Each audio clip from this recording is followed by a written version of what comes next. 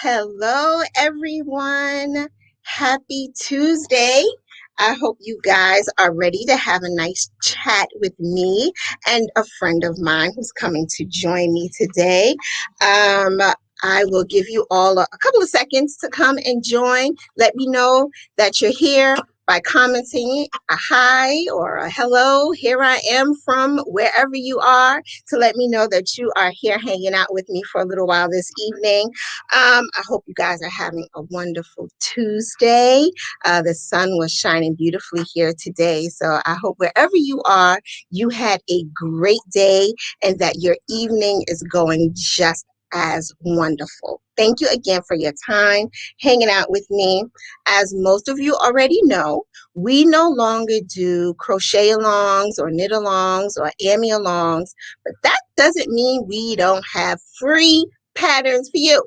Of course, we have free patterns for you. That's what we do. We still work with amazing designers, and we're really excited. They still agreed to share their patterns with me. Hey, Michelle, thanks for coming in. Hey, Stacy, thanks for hanging out with me tonight. I'm really excited just to chat with you all as usual and to learn about this beautiful, beautiful top that we're going to talk about today. So like I said, we are releasing full patterns now. No more 4 parts. You know, you got to wait a week after you get your supplies. You get your supplies and get to crocheting.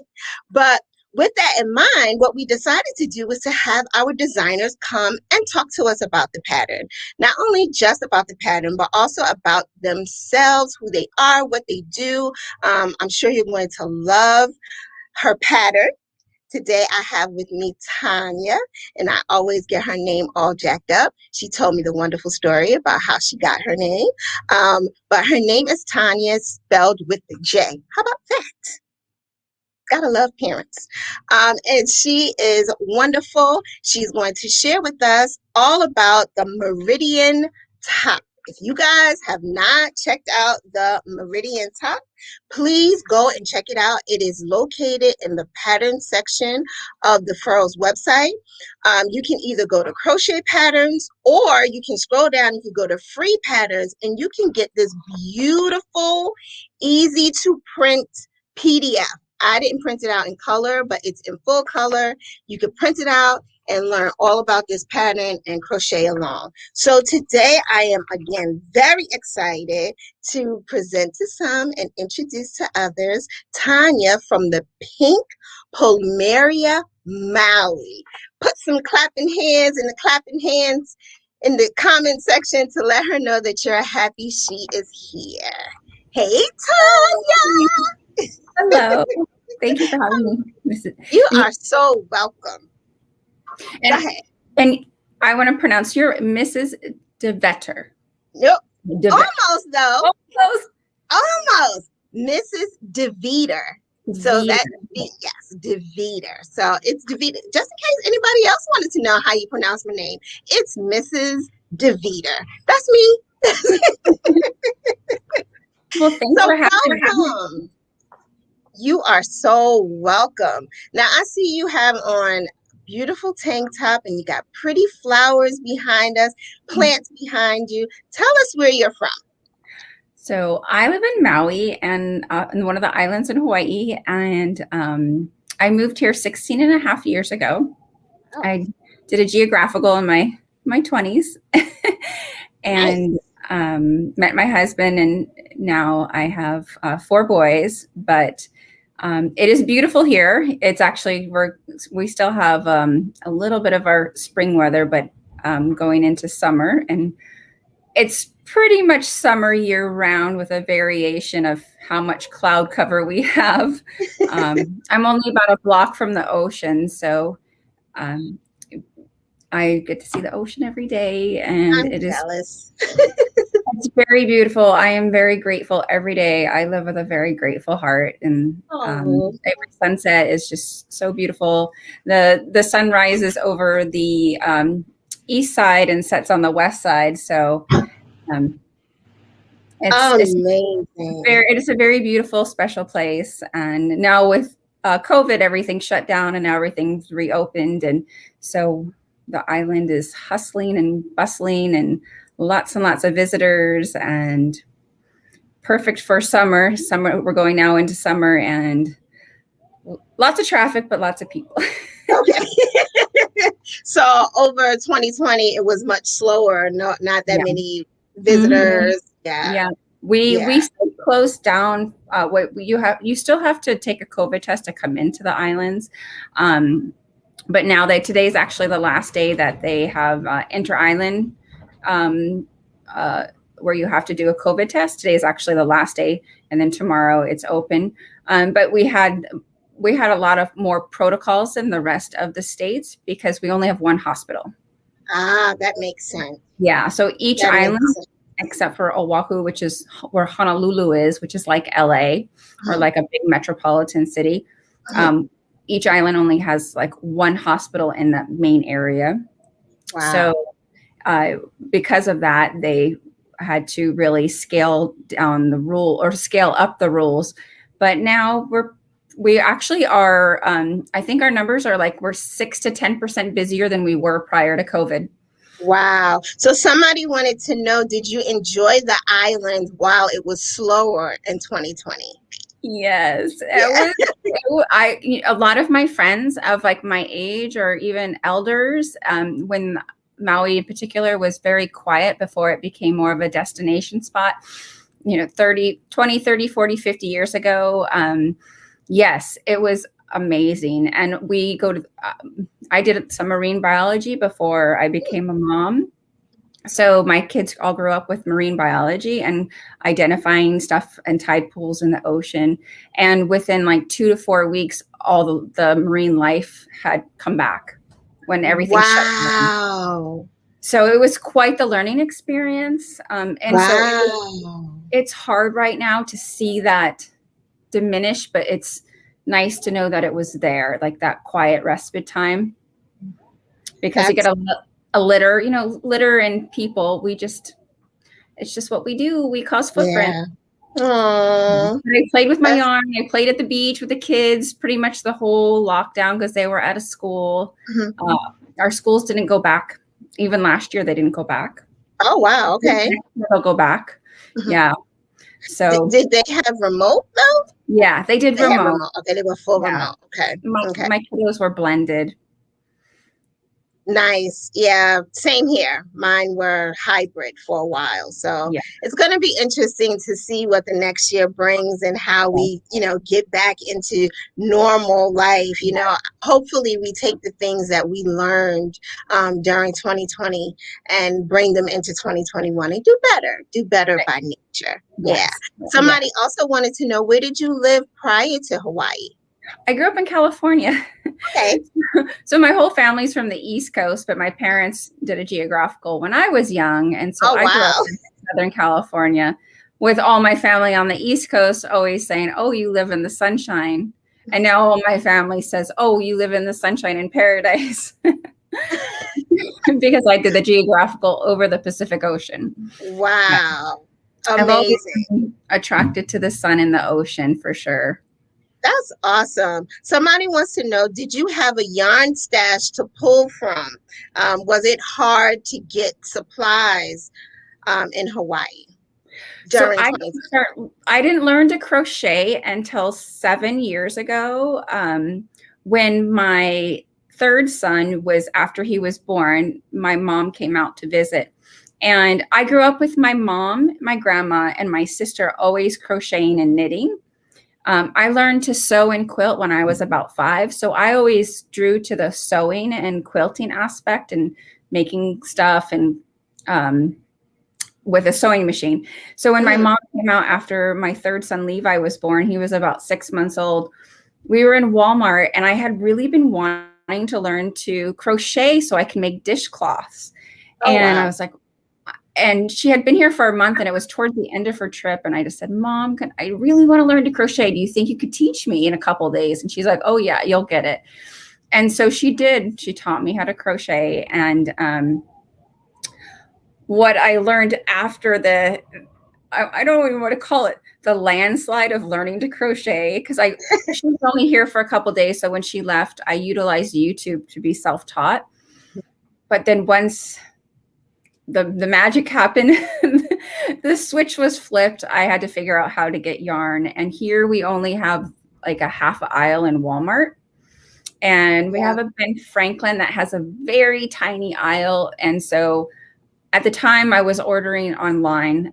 Michael still shipped here at that time, and a couple other places. Now a lot of places don't ship here. But like anyways, I figured it out very fast and built a yarn stash because I didn't know if and when I would get stuff. But now I'm a little bit more savvy of when and where I can get stuff. And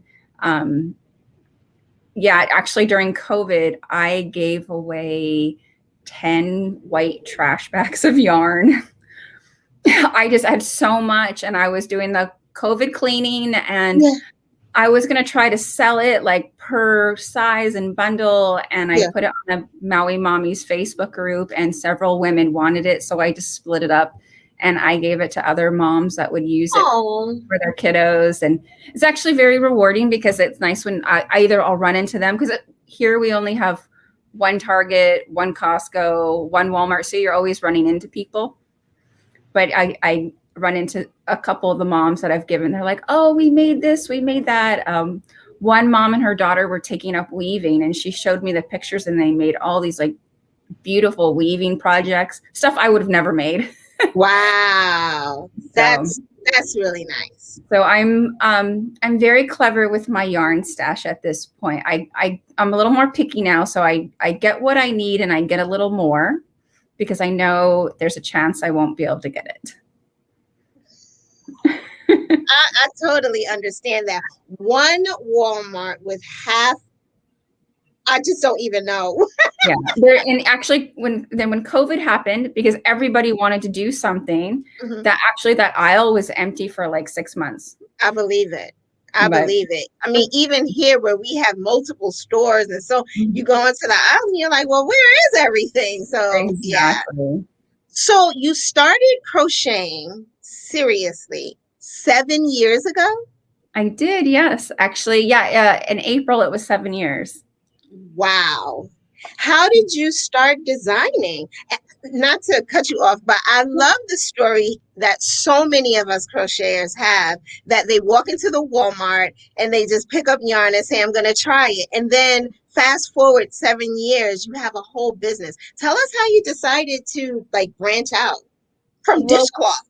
I don't know. When I learned to sew, like I literally started sewing and quilting when I was 5. So growing up, I like for my sister, I have older sisters, I made a couple like beautiful queen size quilts, and just always made more above and beyond probably what I was capable. And my mother was always very encouraging my creative. I wish she would have taught me to crochet and knit when I was a teenager, but that's another story. I'm really good with shapes and numbers. Like I graduated high school in calculus. So I had, as I'm getting older, it's not quite as good, but I used to have a very keen photographic brain when it comes to numbers and sizes and shapes. And so that always played into like quilting and sewing. I never really needed pattern, or if I read a pattern, I only needed it once. So my mom and my sister were always like amazed. And so my mom, when she said, when I brought up crochet, and she was just like, oh, you're going to love it. She's like, you won't have any problem. So she taught me to chain, single crochet, and double crochet, like within like 2 evenings. Granted, I had a 6-month-old baby and 2 other children at the time. So I was like mom brain, but when she left, I was like, okay, YouTube, and I was just watching, and because I have this sewing background of like making bags and simple clothes, I had, and patterns. So when you have patterns, you have the various sizes, and like I make shorts for my boys, and there's like certain, you have your ease, and like you have like, so you have like hip, waist, crotch. So when it kind of goes to garments, it's similar in the sense, like I've always wanted to make like crochet bottoms or knit bottoms, but I've stuck with like sweaters or tops. So it was just that same concept, but I didn't get into garments right away. I did like hats, scarves, bags, and just, it was just stuff that I would use. And I always wanted to. I actually had a whole, I still have like boxes of garments that I made before I learned to grade patterns. So that was my hump, was learning how to grade. And then I did, was like, oh, well, what, as a new blogger, was just like, oh, I'm just doing this as a mom, I'll just put one size up. But then once I got into the Instagram world at that time, even though it was still kind of a new topic, was size inclusive. And for me, that became very important. So I never published anything until I could teach myself to be size inclusive. So like I love that. My first cardigan was size inclusive. And so that was, gosh, I think it was a year ago, Christmas. Yeah. So that was in like January, February 2020. So so that's where I've only been really focusing on garments for a little, like a year and a half. Wow. That's really impressive, Tonja. Like, that's really impressive. And thank you for putting yourself out there and understanding how important it is to be size inclusive. And you know, of course, I got to do a little shameless plug for Crochet Foundry. That's one of our, that's our magazine now. It belongs to Furls Crochet. And that's one of the things that I love about that magazine. Every garment is size inclusive. You know, if the world of the small only just doesn't exist anymore, right? No. So if you want somebody to make your pattern, you need to make it size inclusive. So thank you for that. Thank you. For that. And thank you. Yeah, and it's like my mom is joining a knitting group, and last year I did the Surfside tank for the Furls Crochet Along, and she's going to make that in her knitting group. Cool. So I just ordered her the yarn, and like she's done a lot more crochet than knitting late in the last couple of years. So I ordered her like a kit and sent it to her. Aww.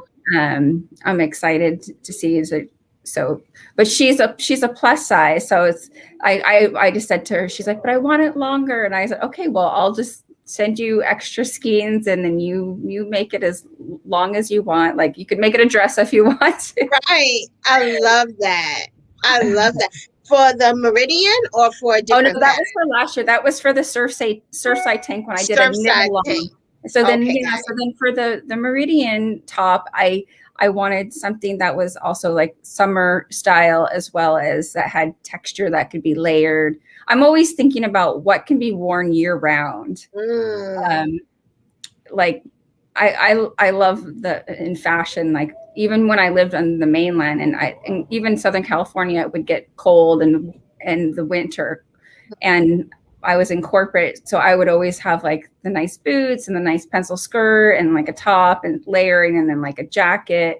So I always keep that in mind, that I think that sense of style, even though it's always changing, it doesn't really change too much. You have like colors and certain styles change, but the actual of like the desirability for fashion, and I think layering is definitely something that I think what we always have loved, and we always love to do as people. I agree. So that's where that came about. Is I love it. Someone said, you know, they really love the pattern. So tell us how you worked this one up. I was looking at the pattern, and I was a little bit confused when you go into shape first and second front side. I was like, I don't know.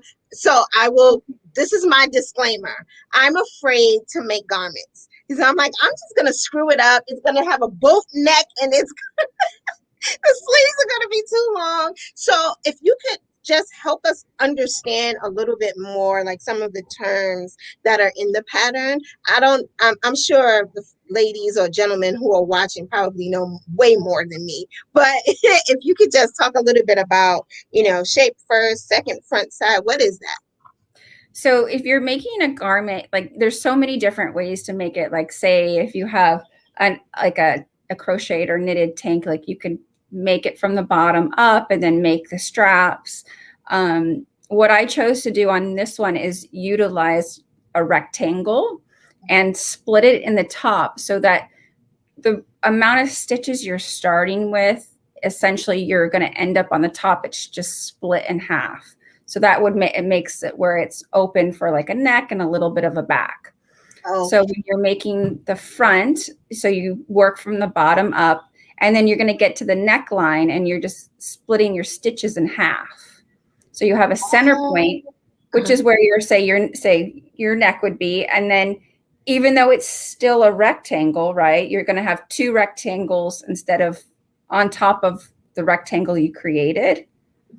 So what happens is when you put it on, it falls to the side a little bit. Gotcha. It's just an easy way to create a neckline without having to create a neckline. This cute little romper that I have on from Target. It's like you have your sleeves and you have a V-neck, so it's shaped. And you can do the same in knitting and crochet, or you can utilize a square or a rectangle to get a similar effect. Gotcha. And so the top is just to give you enough leeway for your neckline. Because this one I made a little higher so that you could, like, I was really tempted to make it lower, like more towards the middle of the chest, like between the bust. But I chose to do it above the bust, because if you wanted to wear like a camisole underneath, you could. But in the fall, if you wanted to wear a long sleeve turtleneck, you could. So that's smart. That was my concept. And then the same concept in the back, what it does is it just allows for the garment to fold off the shoulders ever so softly, so that it's not pulling at the back of your neck. And then it just, how it sits, where it's not going to fall off, but it's not so close to your neck. Okay, that makes sense. Yeah, it's just an easy way to make a garment. Okay, I like that. Yeah, because people are always talking about, it's just two squares or it's two rectangles. I'm like, I don't know what that means. I don't. Yeah. Yeah, because when you get into necklines, I mean, it's similar, but it can be a little scary. So that's why I wanted to create something that had a really pretty stitch and pretty texture, and that was easier in the sense of concept of making, even though it can be intimidating. And then because it's very encouraging to have something that you can make and then you're like, oh, I just made a garment. It's I want that so bad, but I'm so scared, Tonja. This might be it. I say this every time I do this. I'm like, this might be the garment I make. So I have a question for you. Colors. Can this be made like with two colors? Of course. Okay. Of course. Yeah. You could follow the rows to, because essentially you're making the back and the front. The back is a little bit longer and just a few inches just to taper over the bottom. The hips, and our hips bottom tend to just to get that little bit so it doesn't ride your back. But you could do the rows, and then I mean, it would take making maybe the front and the back at the same time, like, and then stopping like at the same place so that your colors lined up. You could very easily, because it is just worked in rows back and forth. So it's worked in rows back and forth. And what are the stitches here? So that is the keyhole stitch, and it's a repeat of 4 stitches. It looks a little intimidating, but it's actually very easy.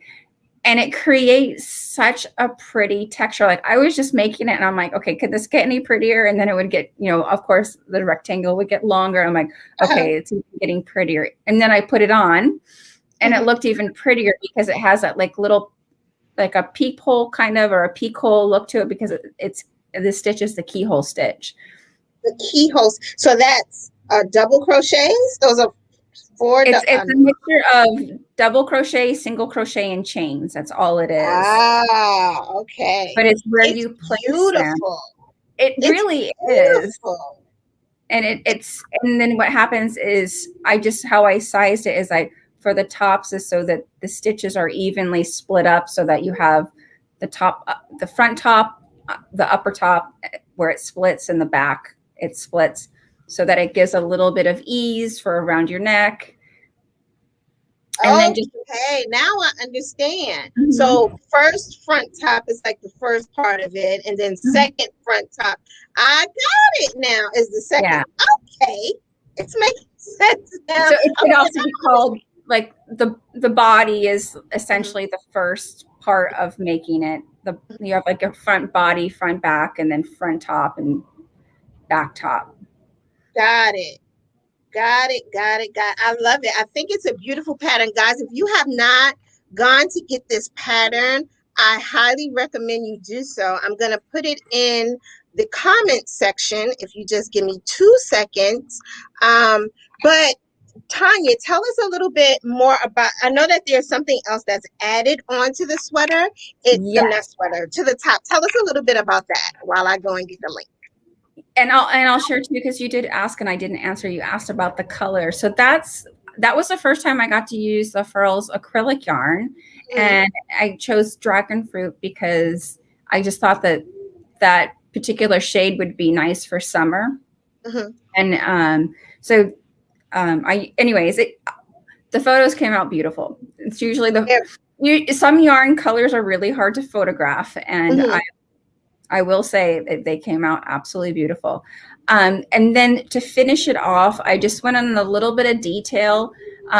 Is just around the arms. There's just a like an offset V and shell stitch, which is just one round, and it's a single crochet and then a second round. And it just gives enough to where it doesn't look unfinished. Yeah. And then I chose an I-cord to tie. So it's actually essentially optional. The I-cord, you don't have to make it, but if you want something you can tie either around the waist or under the bust. It can be tied from front to back or back to front.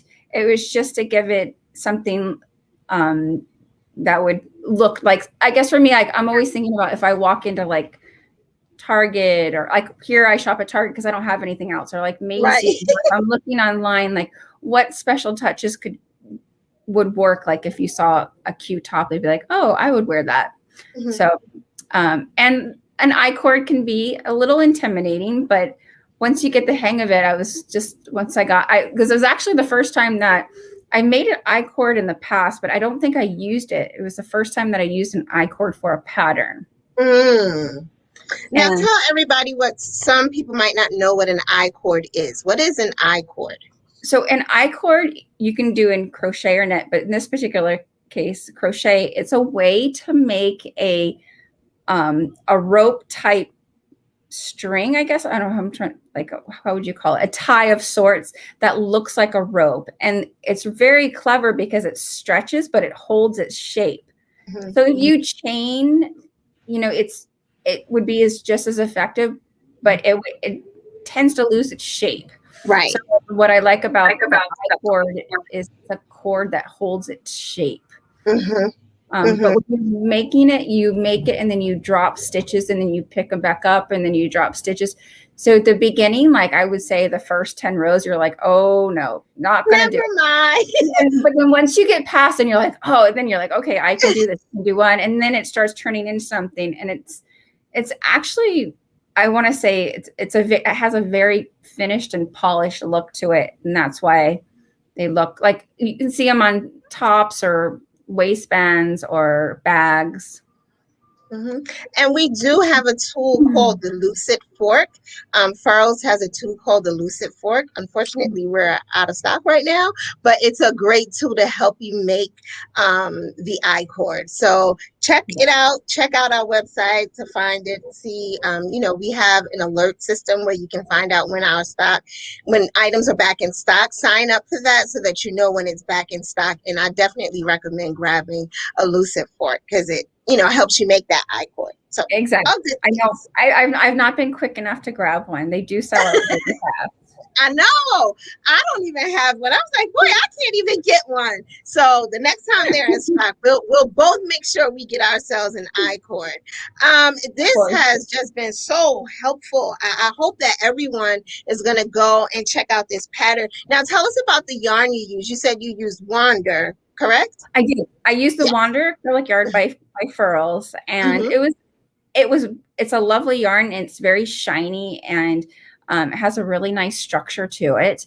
The color, it's like always with colors, you're always a little afraid, but like I said, I was very, very pleased and love the color. I used dragon fruit, and then there's always that, like, okay, is it gonna photograph well? I know I saw you had that in the background. I'm like, I have some dragon fruit. Is that And it? it Yep, that's dragon fruit. photographed beautifully. So um I don't know exactly. I think, does it come in like 8 or 10 colors? Yeah, there's like 10 colors, I believe Yeah. now. And yeah, there are plenty of colors.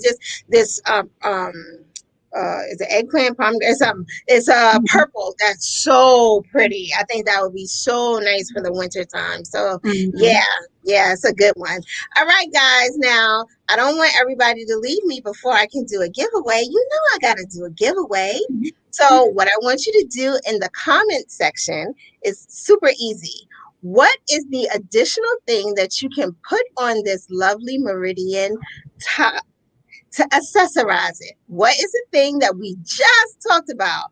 Put it in the comment section and I'll select a winner tomorrow around this same time. So what is the additional thing that you can put on the Meridian top to give it a little something extra for when you walk into Target and you look cute?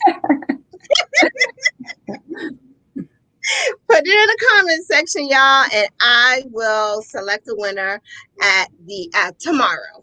A $25 gift card from Furls. I mean, you have something you want to buy from Furls, and this $25 gift card will help.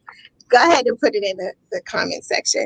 So what else do you have going on, Tonja? Are you working on any other projects right now? Any patterns? I am. And I was gonna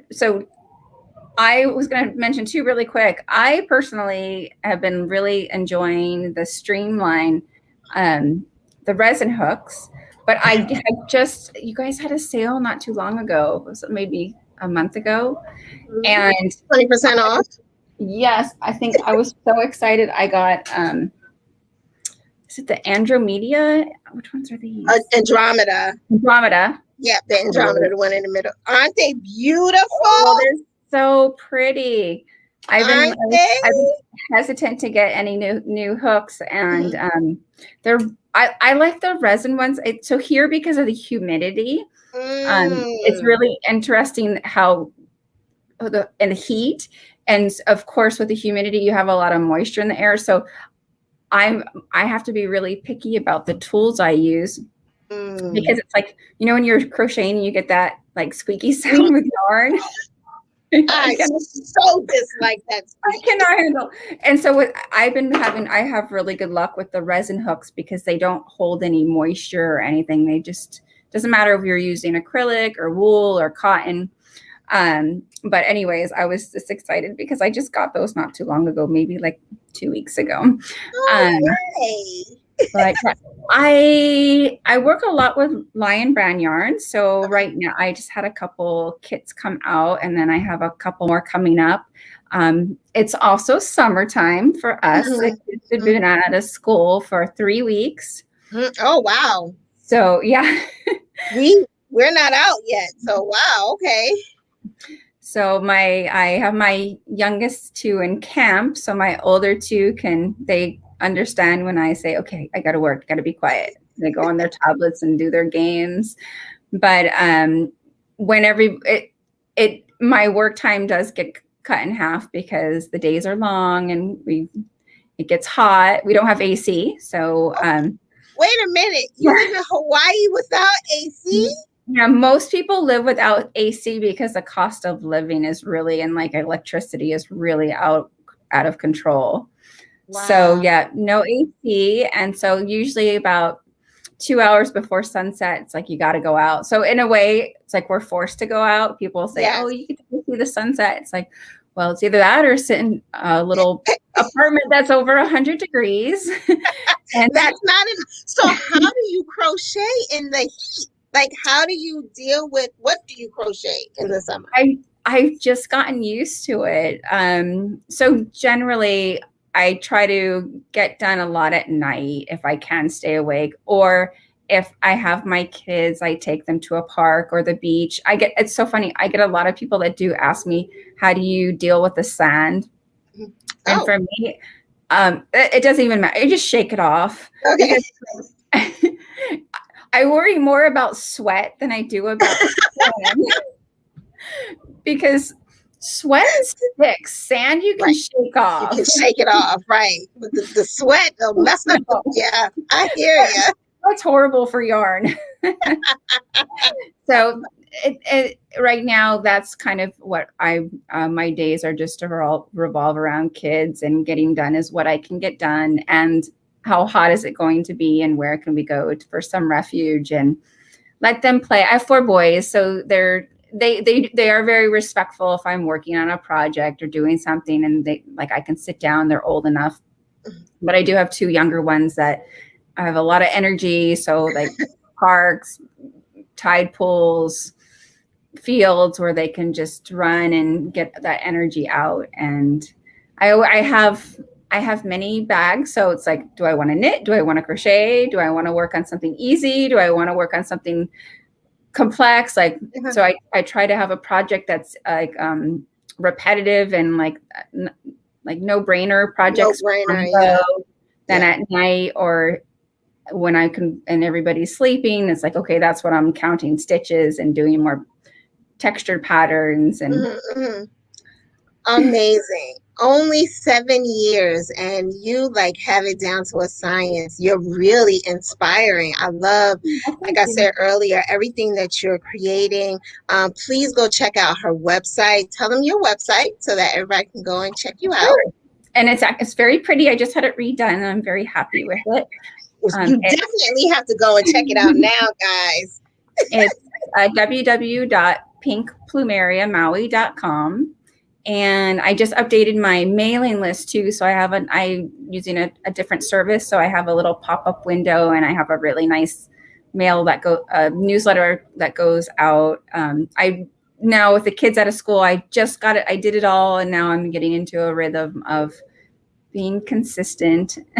Nice. And what kinds of things can they find on your website? What do you have there? I have knitting and crochet patterns. So almost all my patterns are free patterns. I'm in the process of taking a lot of my older paid patterns and making them free patterns.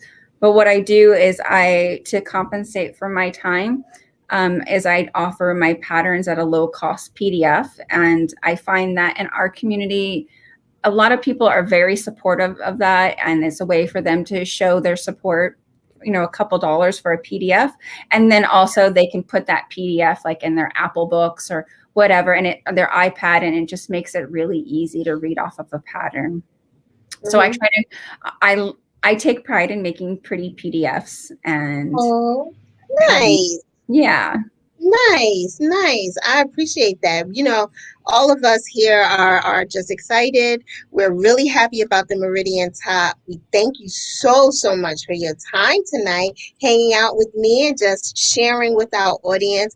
I'm sure that when we make these, and I'm saying we because I'm going to make it, when we make this beautiful top, we'll make sure we tag you on Instagram, we'll tag you on Facebook, and we'll make sure we put it in the Fun with Furls group, right, everybody?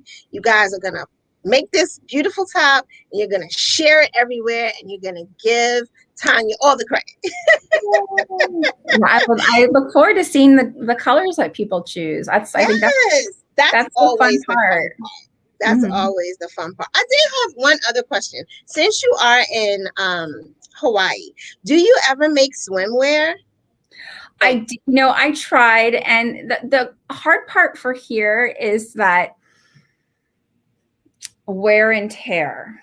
So like for me, it's fun. It has to I would probably wear it at this point just for fun, but I have to have something that is like really durable because I'm in and out of the water, riding waves.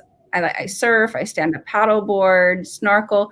So it has to be something that, like, I have a couple tops that are crochet tops from Target, but they have the actual like lining underneath, like the bathing suit. And I always get asked, did I make it? Did I make it? I have made actual bathing suits, sewing bathing suits myself.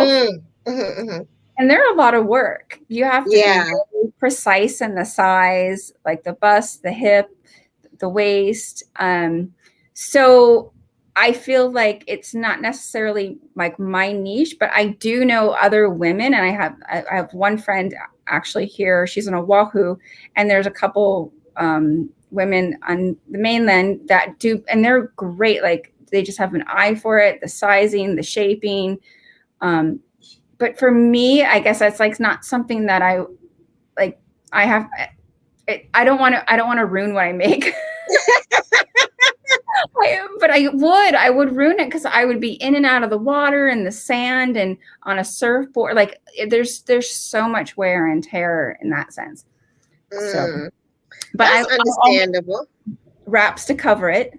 Okay. I'm all like right now.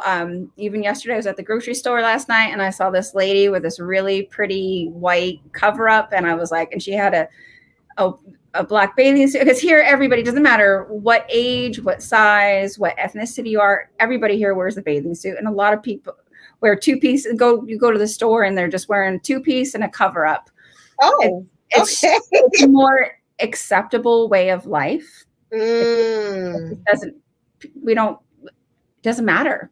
Doesn't matter. Yeah. And so I see a lot of women of all different shapes and sizes, and I'm always looking at what their cover-ups are, and like, are they wearing a one piece, a two piece? How does it, like, how much can you see? How much can you not see? So I think going forward, probably like this summer, we're into summer, but my goal would be for like next spring and next summer is to make more cover-ups. Okay. Because I think, to me, that's something that I enjoy, is like, how can you be still, no matter what age, what size, where, like, how can you still look cute in what you're wearing and feel comfortable? And whether you're in Hawaii or Florida or California, ocean, pool, just I love that. Do your thing. I love that. So we'll be looking for some cover-up patterns from you next year for sure. For sure. Again, thank you so much for your time, Tonja. It has been my pleasure. Thank you guys for hanging out with us. I hope you learned something new today. I will be live tomorrow with a very special guest. We are still celebrating Pride Month here. So come back tomorrow at 8 p.m. and you never know, you might win a prize. So join me. Thank you, Tonja. Have a good night, everybody. Bye-bye. Bye.